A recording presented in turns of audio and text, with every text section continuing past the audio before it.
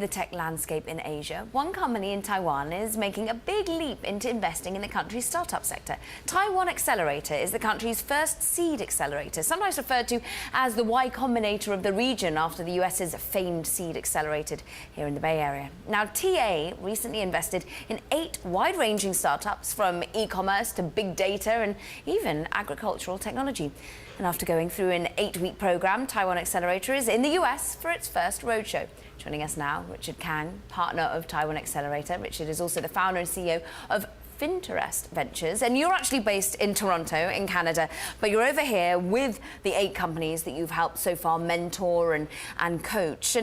And what does the US roadshow potentially bring for them? Cash, I suppose.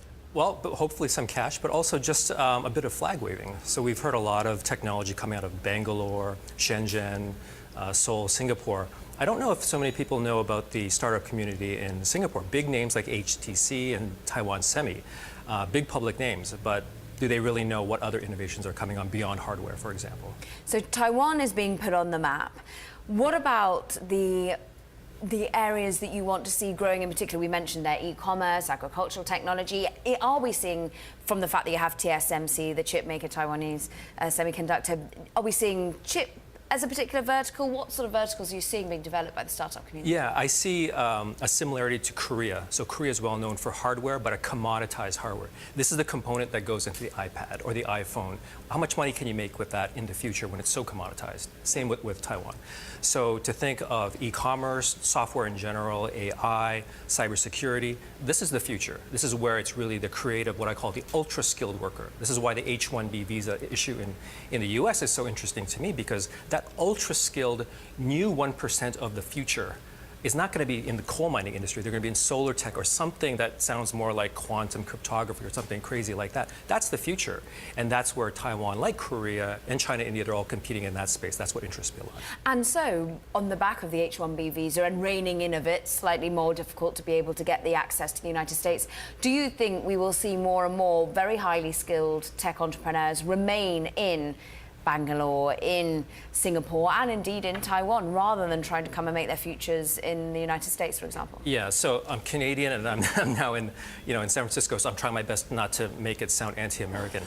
It really is not about the demise of the U.S. It really is the rise of others. So when I say something like there will be another Wall Street, not there might be, there will be another Wall Street, there will be another Silicon Valley, it's not because the U.S. is crumbling. Nobel Prizes, Ivy League, space program, everything that the U.S. stands for is excellent, right? It's just that others are starting to copy what is excellent about the U.S. So their universities, their incubators and accelerators, that's what's happening now. So when you think of these companies that are inventing new technologies in agri-tech, that's what the U.S. should be thinking about. That's what Trump should be thinking about. What can we use for infrastructure buildup that is in the technology space? Things like that. Why can't this brain trust come out of Asia, Africa, anywhere else? And the brain trust that you're fostering. Tell us how you've perhaps taken a leaf out of Y Combinator's book, but you're an accelerator, a seed accelerator. What do these companies expect and gain from you when they come on your program? Right, so they have some global expertise from Westerners and those who are local, but they also have a different point of view because they know that they're very close to certain markets like China.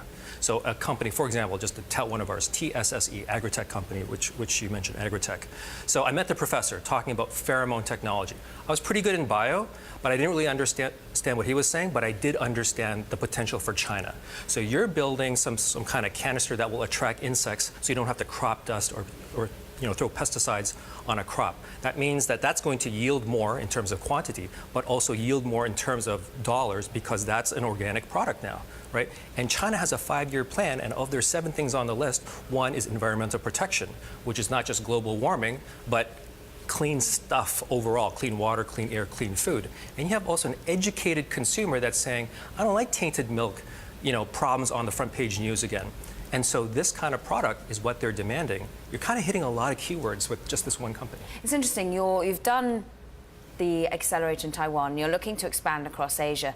What about the geopolitics within the area? I mean, we're just looking at, very sadly, what's happening in North Korea, South Korea, that puts under pressure. We're looking at, sometimes relationships between Taiwan and China aren't always the strongest. How do you navigate all of that, or does that not stop entrepreneurship in any way? Yeah, I'm glad you asked. So in my previous life, I co-founded and managed a family of ETFs focused on emerging and frontier markets. And we made a conscious decision not to include South Korea, Taiwan, and Israel, even though at that time some of them were considered emerging markets. We thought they were developed markets. All three countries, Taiwan has Chinese missiles kind of pointing in that direction, Korea has North Korean missiles pointing in that direction, and Israel has missiles from everywhere pointing in that direction. Somehow, they were able to create the cell phone or modern telecommunications, hardware. Most of the technology that we have in our pocket or inside our house comes from these three countries. So we can't say that because someone's pointing weapons at them, that they don't strive hard to make a better living for themselves in their country. Geopolitics or not, it looks like growth is happening in Asia, and we'll keep a close eye on Richard Kang, who's partner of Taiwan Accelerator, and indeed growing across Asia. Thank you for joining us, Richard. And remember, all episodes of Bloomberg Technology are now live streaming on Twitter. Check us out. It's at Bloomberg Tech TV weekdays, 5 p.m. in New York, 2 p.m. in San Francisco.